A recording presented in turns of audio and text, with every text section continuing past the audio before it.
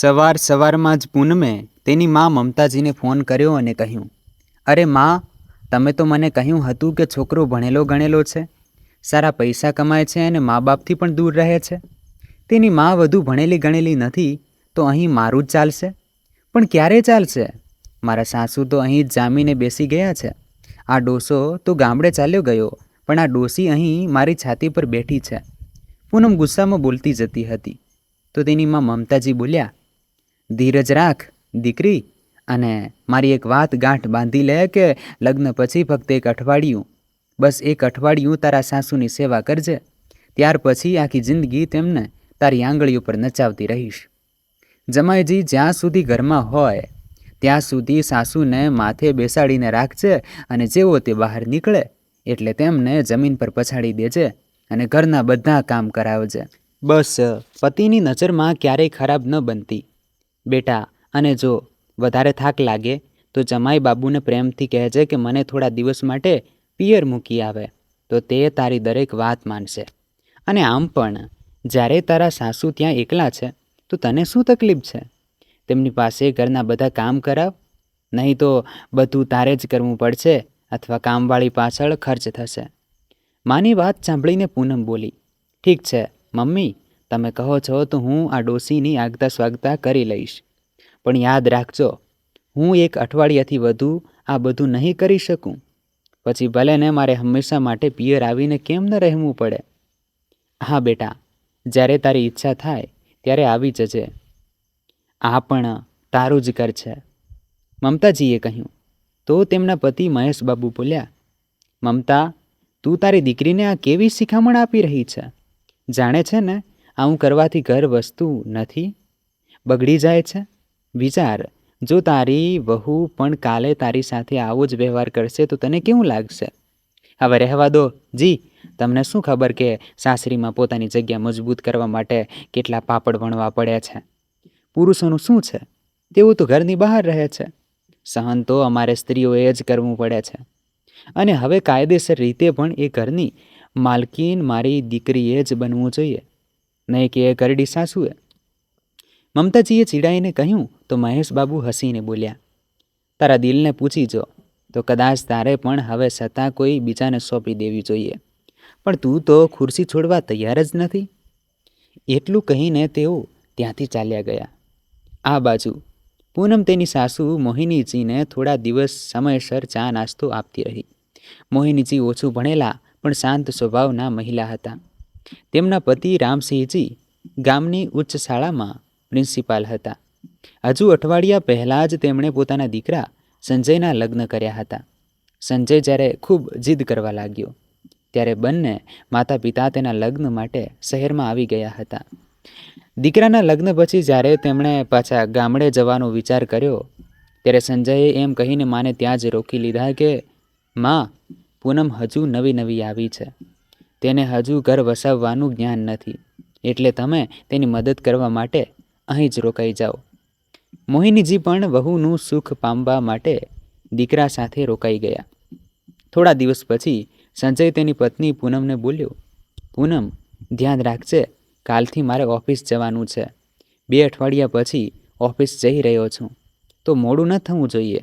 જલ્દી જમવાનું લગાવી દે, જેથી હું જલ્દી સૂઈ જાઉં અને સવારે વહેલો ઉઠી શકું. ત્યારે પૂનમે કહ્યું, સંજય, મને આટલી વધારે ઉઠીને બધા કામ કરવાની આદત નથી. પિયરમાં તો મારી મા મને એક ગ્લાસ પાણી માટે પણ ઉઠવા નહોતી દેતી, અને જો હજુ તો મારા હાથની મહેંદી પણ નથી ઉતરી, એટલે આપણે કામવાળી બાઈને જ બોલાવી લઈએ તો કેમ? 10-12 કલાક અહીં જ રહેશે અને ઘરના બધા કામ પણ કરી દેશે. તું સંજયે કહ્યું, તને ખબર છે ને પૂનમ, તે કેટલા પૈસા લે છે? જો તારે સંભાળવું હોય તો તું જોઈ લે કેવી રીતે મેનેજ કરવું છે. એટલું કહીને સંજય જમીને સૂવા ચાલ્યો ગયો. ત્યારે પૂનમ પરેશાનીવાળો ચહેરો તેની સાસુ મોહિનીજીને બતાવતા બોલી, હવે હું શું કરું માજી?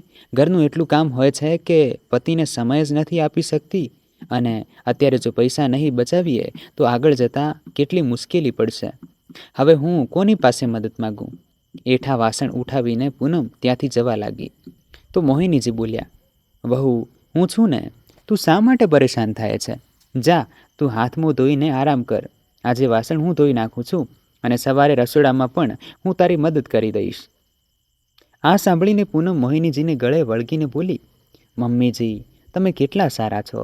તમે છો તો મને મારી માની યાદ જ નથી આવતી.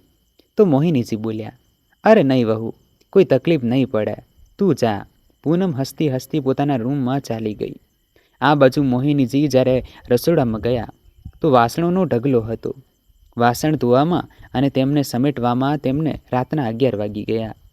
બીજા દિવસે પૂનમ મોહિનીજીને બોલી, માજી, એમને ઓફિસ જવાનું છે. તમે ટિફિનની તૈયારી શરૂ કરી દો. મારા માથામાં થોડો દુખાવો થાય છે. એટલું કહીને તે પોતાના રૂમમાં ચાલી ગઈ. તો મોહિનીજી પણ પોતાના દીકરા સંજય માટે ટિફિન બનાવવા લાગ્યા.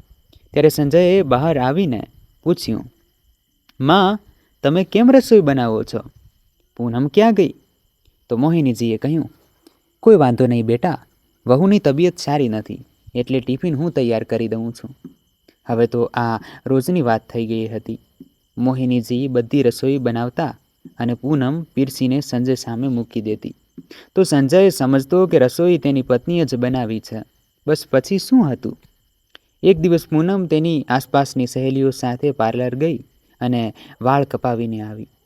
જેવી મોહિનીજીની નજર પૂનમ પર પડી તો તે બોલ્યા, વહુ, આ શું કર્યું તે? કેટલા વાળ સુંદર હતા, કેમ કપાવી નાખ્યા? તો પૂનમની સહેલીઓ બોલી, શું વાત છે પૂનમ? શું તારે દરેક વસ્તુ તારા સાસુને પૂછીને કરવી પડે છે? એટલું કહીને તે બધી હસવા લાગી. તો પૂનમ મોહિનીજી પર ગુસ્સે થઈ ગઈ અને બોલી, તમે કોણ થાવ છો મને આ બધું પૂછવાવાળા? અરે, મારી મરજી છે, હું વાળ કપાવું કે ન કપાવું. તમે કોણ હો છો મને પૂછવાવાળા? જાઓ, હવે અંદર જાઓ અને બધા માટે ચા બનાવો. થોડીક ઇજ્જત શું આપી દીધી? તમે તો મારા માથે બેસવાની કોશિશ કરવા લાગ્યા. આ સાંભળીને પૂનમની સહેલી બોલી, અરે વાહ પૂનમ, આ ઘરમાં તો તારો પૂરો દબદબો છે.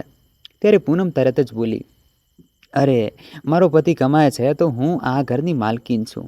આ ડોસીને તો મેં એટલા માટે અહીં રાખી છે જેથી કામવાળીનો ખર્ચ બચી જાય અને ફ્રીની સર્વિસ મળી જાય. પૂનમની વાત સાંભળીને બધી સહેલીઓ હસવા લાગી. બધાના ગયા પછી મોહિનીજી પૂનમને બોલ્યા, વહુ, તે મારી સાથે આ રીતે કેમ વાત કરી? મને બિલકુલ સારું ન લાગ્યું.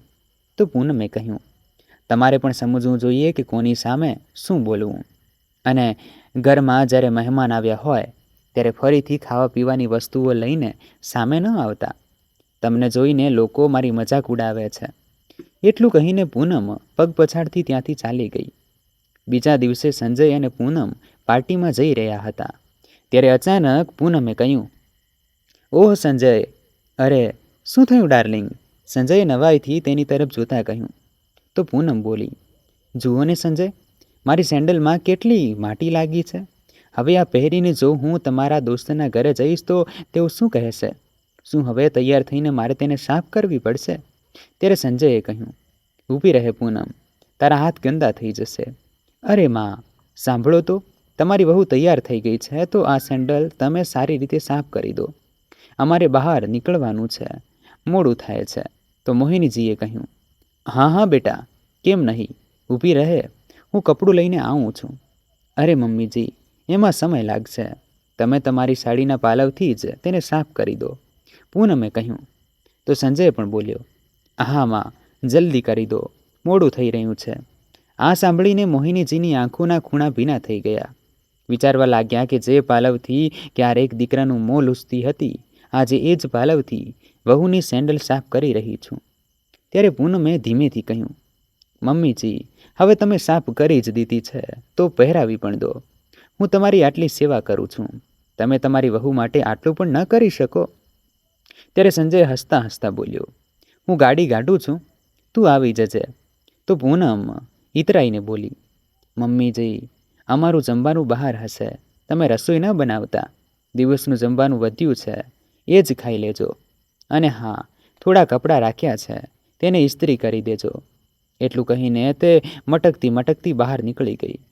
હવે તો અવારનવાર પૂનમ તેની સહેલીઓને ઘરે બોલાવતી અને મોહિનીજી પાસે ખાવા પીવાની વસ્તુઓ બનાવડાવતી અને ક્યાંક કંઈક ઊંચ નીચ થઈ જાય તો બધાની સામે તેમને બેઇજ્જત કરતી રહેતી હતી. લગભગ 1 મહિનો આમ જ વીતી ગયો. એક દિવસ મોહિનીજીને ખૂબ ખાંસી થઈ રહી હતી તો સંજયે કહ્યું, માં, ઓછામાં ઓછું રસોઈ બનાવતી વખતે તો ન ખાંસો, નહીં તો તમે અમને પણ બીમાર કરી દેશો.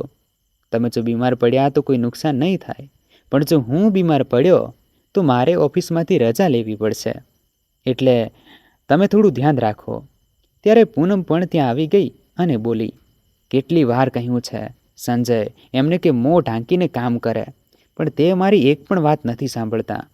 હું કંઈ બોલતી નથી કે લોકો સાંભળશે તો શું કહેશે કે વહુ સાસુ પર હુકમ ચલાવી રહી છે. ત્યારે મોહિનીજીએ કહ્યું, બેટા સંજય, તું મને ગામડે કેમ નથી મોકલી દેતો? ત્યાં તારા બાપુજી 1 મહિનાથી એકલા રસોઈ બનાવી રહ્યા છે. મારે તેમની દેખભાળ માટે ત્યાં રહેવું જોઈએ.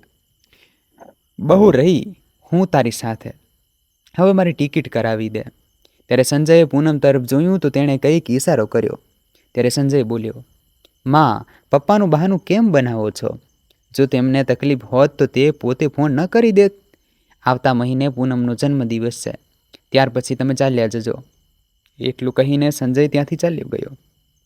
તો તેના જતાં જ પૂનમે તેની મા મમતાજીને ફોન કરીને તેની સાસુ વિશે બધી ખબર આપી દીધી. તો મમતાજીએ કહ્યું, શાબાશ બેટા, તને તો હવે કંઈ શીખવાની જરૂર જ નથી. તું તો હવે એ ઘરની પૂરી માલકીન બની ગઈ છે. પોતાની માના મોઢેથી આ સાંભળીને પૂનમના પગ જમીન પર નહોતા ટકી રહ્યા. તે પણ પોતાની માને પોતાના જન્મદિવસ પર આવવાનું આમંત્રણ આપીને ફોન કાપી નાખ્યો. બીજા દિવસે ઘરમાં કોઈ નહોતું. ત્યારે ઘરના લેન્ડલાઇન પર મોહિનીજીના પતિ રામસિંહજીનો ફોન આવ્યો. કેમ છે મોહિની, તું તો મને ભૂલી જ ગઈ. અહીં પાછા આવવાનો ઈરાદો નથી કે શું? તો મોહિનીજી દુઃખભર્યા અવાજમાં બોલ્યા, ના જી, તમારા વગર હું એક દિવસ કેવી રીતે કાઢી રહી છું એ તો હું જ જાણું છું. મેં સંજયને પાછા આવવાની ટિકિટ કરાવવાનું પણ કહ્યું હતું, પણ તે બોલ્યો, થોડા દિવસ પછી વહુનો જન્મદિવસ છે, ત્યાર પછી ચાલ્યા જજો. એટલે તમે જ અહીં કેમ નથી આવી જતા? પછી મને અહીંથી લઈ જજો. ત્યારે અચાનક દરવાજા પર ટકોરા પડ્યા. મોહિનીજીએ કહ્યું, સાંભળો જી, હું ફોન રાખું છું. લાગે છે દરવાજા પર કોઈ આવ્યું છે. એટલું કહીને તેમણે ફોન રાખી દીધો. પણ જેવો મોહિનીજીએ દરવાજો ખોલ્યો તો તેમની વહુ પૂનમ તેમના પર વરસતા બોલી, આટલી વાર કેમ લગાડી દરવાજો ખોલવામાં? કંઈક ખાઈ રહ્યા હતા કે મારી કબાટ ખોલી રહ્યા હતા? કહો તો. મોહિનીજીએ કહ્યું, હે ભગવાન, વહુ, તું આ કેવી વાતો કરે છે? હું ભલા તારી કબાટ કેમ ખોલું? અને આ કોઈ જમવાનો સમય છે? હું તો એમની સાથે વાત કરી રહી હતી. આ સાંભળીને પૂનમ તરત જ બોલી ઉઠી, અચ્છા, તો ગળપણમાં રોમેન્ટિક વાતો થઈ રહી હતી. થોડી તો શરમ કરો. ચાલો છોડો આ બધું, હું ખૂબ થાકી ગઈ છું. મારા માટે એક કપ ચા બનાવીને લાવો. એટલું કહીને પૂનમ પોતાની સાથે લાવેલો બધો સામાન આમ તેમ ફેલાવીને ધમ્મ દઈને સોફા પર બેસી ગઈ. થોડીવાર પછી જ્યારે મોહિનીજી ચા લઈને આવ્યા તો પૂનમે કહ્યું, આ બધો સામાન મારા રૂમમાં મૂકી દો. અને હા, થોડા દિવસ પછી મારા મમ્મી પપ્પા આવવાના છે, તો તમે તમારો બધો સામાન સ્ટોર રૂમમાં શિફ્ટ કરી દો. જો તેમના રહેવાની સારી વ્યવસ્થા નહીં થાય તો વિચારો, પછી તમારા દીકરાની જ બેઇજ્જતી થશે ને. ત્યારે મોહિનીજી હસીને બોલ્યા, હા હા, કેમ નહીં વહુ, હું મારો બધો સામાન ત્યાં જ મૂકી દઈશ. એટલું કહીને તેમણે બધો સામાન ઉઠાવીને વહુના રૂમમાં મૂકી દીધો અને પછી એ પોતાનો સામાન લઈને સ્ટોર રૂમમાં ચાલ્યા ગયા. પહેલાં સ્ટોર રૂમની સાફ સફાઈ કરી, પછી એક ખૂણામાં પોતાની ખાટલી પાથરી લીધી. થોડા દિવસ પછી પૂનમની મા મમતાજી પણ આવી ગયા. હવે તો બંને મા દીકરી મળીને મોહિનીજી પર હુકમ ચલાવવા લાગી. 2 દિવસ પછી પૂનમની જન્મદિવસની પાર્ટી હતી. તો પાર્ટીના દિવસે મોહિનીજી નોકરો સાથે મળીને રસોઈ બનાવી રહ્યા હતા. મહેમાનોની સામે આવવાની તેમને મનાઈ કરવામાં આવી હતી. થોડીવાર પછી પૂનમની મા મમતાજીએ રસોડામાં આવીને મોહિનીજીને બોલ્યા, શું વેવાણજી, તમને સારી રસોઈ બનાવતા પણ નથી આવડતી કે શું? ત્યારે પૂનમ પણ ત્યાં આવી ગઈ અને બોલી, અરે મમ્મી, હવે ગામડામાં તો રોટલો છાશ જ ખાતા હશે, તો તેમને બહારનું ખાવાનું બનાવતા ક્યાંથી આવડે? એટલું કહીને બંને મા દીકરી હસવા લાગી. ત્યારે અચાનક સંજય પોતાના પિતાને સામે જોઈને બોલ્યો, અરે પપ્પા, તમે? હા બેટા, તારી માએ કહ્યું હતું કે વહુનો જન્મદિવસ છે, તો હું પણ આશીર્વાદ આપવા માટે આવી ગયો. રામસિંહજીની નજર પોતાની પત્નીને શોધી રહી હતી, પણ તે તેમને ક્યાંય દેખાઈ રહી નહોતી. બેટા સંજય, તારી મા ક્યાં છે? તો સંજયે કહ્યું, બાપુજી, મા અહીં ક્યાંક રસોડામાં હશે. એટલું કહીને સંજય પોતાના મિત્રોમાં વ્યસ્ત થઈ ગયો અને રામસિંહજી અંદર આવી ગયા. પણ જ્યારે તે રસોડા પાસે પહોંચ્યા તો પૂનમની મા મમતાજી મોહિનીજીને કહી રહ્યા હતા કે વેવાણજી, ભૂલથી પણ બહાર મહેમાનોની સામે ન આવી જતા. લોકો વિચારશે કે મારી દીકરી એક સારી કામવાળી પણ નથી રાખી શકતી. તમારા કપડામાંથી એટલી બદબૂ આવે છે. ખબર નહીં પૂનમ, તું એમને ઘરમાં કેવી રીતે સહન કરી રહી છે? આ સાંભળીને મોહિનીજીની આંખોમાંથી જરજર આંસુ વહેવા લાગ્યા અને પૂનમ ત્યાં ઊભી ઊભી હસી રહી હતી. એટલામાં પાછળથી રામસિંહજી એક રોફદાર અવાજમાં બોલ્યા, એ બદબૂ નથી, પોતાના બાળકો માટે કરેલી મહેનતની સુગંધ છે. પણ તમે લોકો ક્યાં સમજશો? રામસિંહજીનો અવાજ સાંભળીને મોહિનીજી નવાઈથી બહારની તરફ જોવા લાગ્યા. અચાનક જ તેમની આંખોમાં ચમક આવી ગઈ. તે દોડીને તેમને વળગી પડ્યા અને બોલ્યા, તમે આવી ગયા? મને અહીંથી લઈ ચાલો. હવે હું એક ક્ષણ પણ અહીં નહીં રહી શકું. મોહિનીજીના આંસુ રોકાવાનું નામ જ નહોતા લઈ રહ્યા. ત્યારે રામસિંહજીએ કહ્યું, મોહિની, મારા હોવા છતાં તારી આંખોમાંથી આંસુ વહે એ હું થવા નહીં દઉં. પોતાના સસરાને સામે જોઈને પૂનમના તો પરસેવા છૂટી ગયા. ત્યારે પૂનમની મા મમતાજી બોલ્યા, જુઓ તો, શરમ લાજ તો છે નહીં. પોતાની વહુની સામે જ પોતાના પતિને વળગી રહી છે. મોહિનીજી પોતાને અલગ કરવા લાગ્યા. તો રામસિંહજી બોલ્યા, કેમ? તમે તમારી દીકરીના ઘરે આવીને રહી શકો છો અને મારી પત્ની મારા ખભે માથું રાખીને પોતાનું દુઃખ પણ ન રડી શકે? બધાનો અવાજ બહાર સુધી આવી રહ્યો હતો. ત્યારે સંજય અંદર આવ્યો અને બોલ્યો, આ શું તમાશો લગાવી રાખ્યો છે? મહેમાનો ઘરમાં આવ્યા છે અને પૂનમ, જ્યારે મા રસોડામાં છે જ, તો તું મહેમાનોને છોડીને રસોડામાં શું કરી રહી છે? અને બાપુજી, તમે સ્ત્રીઓની વચ્ચે શું કરી રહ્યા છો? જાઓ, ત્યાં સસરાજી સાથે જઈને બેસો. મા, બહાર સમોસા અને પકોડા ઓછા થઈ ગયા છે, જલ્દી લઈને આવો. શું આ બધું પણ મારે કહેવું પડશે? આ સાંભળીને પૂનમ હસવા લાગી, પણ તેને ખબર નહોતી કે તેનું હાસ્ય હવે ક્ષણભરનું છે. જલ્દી કરો મા, એટલું બોલીને સંજય જેવો પાછો વળ્યો તો રામસિંહજીએ એક જોરદાર તમાચો તેના ગાલ પર મારી દીધો. બેશરમ, પોતાની પત્ની સામે પોતાની માનું અપમાન કરે છે. શું તું એ પણ ભૂલી ગયો કે આ તારી મા છે? કોઈ રસોઈણ નથી કે તું તેના પર હુકમ ચલાવી રહ્યો છે? તમાચાના ગુંજે બધાને હલાવી દીધા હતા. દરેક જણ આ વિશે વાત કરવા લાગ્યો. ત્યારે રામસિંહજી બોલ્યા, ખબરદાર મોહિની, જો તે હવે કંઈ પણ કામ કર્યું તો ચાલ હવે અને તારો સામાન સમેટ. આપણે રાતની ગાડીથી જ પાછા જઈશું. એટલું કહીને રામસિંહજી મોહિનીજીનો હાથ પકડીને રસોડામાંથી બહાર નીકળી ગયા. ત્યારે સંજયે બધાને હાથ જોડીને પાછા મોકલી દીધા અને પોતે ચૂપચાપ શાંત થઈને બેસી ગયો. ત્યારે પૂનમની મા મમતાજી બોલ્યા, હે ભગવાન, આજે મારી દીકરી માટે આટલો મોટો દિવસ હતો, તેને પણ વેવાઈએ બગાડી દીધો. જવાન દીકરા પર ભલા કોઈ હાથ ઉઠાવે છે? ગામડાના લોકોની આ જ વાત મને સારી નથી લાગતી. શહેરમાં આવીને પણ કંઈ શીખી નથી શકતા. આ સાંભળીને મમતાજીના પતિ મહેશજી ગુસ્સાથી બોલ્યા, મમતા, ચૂપ થઈ જા. આ તેમના ઘરનો મામલો છે. તારાથી પોતાનું ઘર તો સંભળાતું નથી અને દીકરીના ઘરના મામલામાં દખલ કરી રહી છે.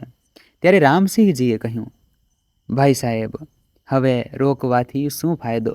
જો તમે પહેલાં જ એમને રોકી લીધા હોત તો આજે મારી પત્નીની હાલત આવી ન હોત. એમ કહેતા રામસિંહજીએ પોતાના દીકરા વહુ તરફ જોયું અને બોલ્યા, તમે લોકો લાલચમાં એટલા આંધળા થઈ ગયા છો કે એ પણ ભૂલી ગયા કે આ તમારી મા છે.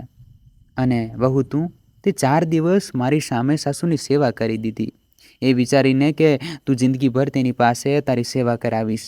યાદ રાખજે, મારી પત્ની કોઈના પર બોજ નથી અને આગળ પણ નહીં હોય. હું નહીં હોઉં તો પણ તેના જીવન નિર્વાહની વ્યવસ્થા હું કરીને જઈશ. પણ તમારા જેવા બાળકોના ભરોસે તો તેને હવે ક્યારેય નહીં છોડું. મોહિનીજી પોતાની નાની બેગ લઈને રામસિંહજી સામે આવીને ઊભા રહી ગયા અને બોલ્યા, ભૂલ મારી છે જી, જે હું આ બાળકોની જાળમાં ફસાઈ ગઈ હતી. નહીં મોહિની, તું તો તારા દીકરાનું ઘર વસાવવા આવી હતી, પણ તારા દીકરાએ તેની લાજ ન રાખી.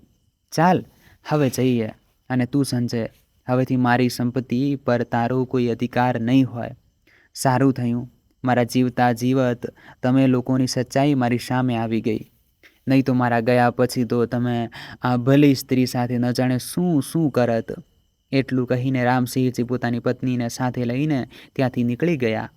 ત્યારે મમતાજી બોલ્યા, હે ભગવાન, આ શું અનર્થ થઈ ગયો. અરે જમાઈજી અને પૂનમ, જાઓ તમે લોકો જઈને તેમના પગ પકડી લો અને તેમને મનાવી લો. ક્યાંક બધી સંપત્તિ તે કોઈને દાનમાં ન આપી દે. ત્યારે સંજયે કહ્યું, હું મારા પપ્પાને જાણું છું, તેમનો નિર્ણય કોઈ બદલી ન શકે. ત્યારે મમતાજીના મોબાઈલ પર તેમની વહુનો ફોન આવ્યો. તો મમતાજી ગુસ્સાથી બોલ્યા, શું છે વહુ, તને ખબર નથી કે હું મારી દીકરીના ઘરે આવી છું? તો સામેથી તેમની વહુએ કહ્યું, મમ્મીજી, મને પણ કોઈ શોખ નથી તમારા મા દીકરીના મામલામાં પડવાનો, કારણ કે તમે માનું ઘર તો વસાવી શકતા નથી. હા, ઉજ્જડ જરૂર કરી શકો છો.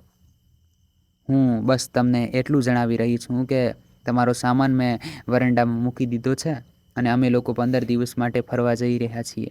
તો પોતાનો સામાન લઈને તમે લોકો ગામડે ચાલ્યા જજો. અહીં પાછા આવવાની કોઈ જરૂર નથી. એટલું કહીને તેણે ફોન મૂકી દીધો. ત્યારે મહેશજીએ કહ્યું, જોયું ને મમતા, જેવું વાવીશ તેવું લણીશ. તે એક માનું અપમાન કર્યું તો બદલામાં તને પણ સજા તો મળવાની જ હતી. ચાલ, મને તો ગામડે પણ કોઈ તકલીફ નહીં પડે. બસ તું કેવી રીતે રહીશ એ વિચારી લે. અને પૂનમ, તું તારી ઘર ગૃહસ્થી પોતે નહોતી સંભાળી શકતી કે જે પોતાની માના કહેવા પર ચાલતી રહી? અને જમાઈ બાબુ, આ તો પારકી હતી, પણ તમે તો તમારા મા બાપના એકમાત્ર દીકરા હતા. તમારે તો તમારા મા બાપની ઇજ્જત કરવી જોઈતી હતી ને. પણ એટલું પણ તમારાથી ન થઈ શક્યું. હવે હાથ ઘસતા રહો. એટલું કહીને મહેશજી પણ ત્યાંથી નીકળી ગયા. તો સંજયે માથું પકડીને બેસી ગયો. હવે તેની પાસે પછતાવા સિવાય કંઈ બચ્યું નહોતું. તો દોસ્તો, તમને આ વાર્તા કેવી લાગી કમેન્ટ કરીને જરૂર જણાવો. વાર્તા સારી લાગી હોય તો પ્લીઝ વિડીયોને લાઈક કરો, શેર કરો અને આપણી ચેનલ દિનેશ વોઇસ ગુજરાતીને સબસ્ક્રાઈબ જરૂર કરો. Thank you so much. Please stay connected. Thank you.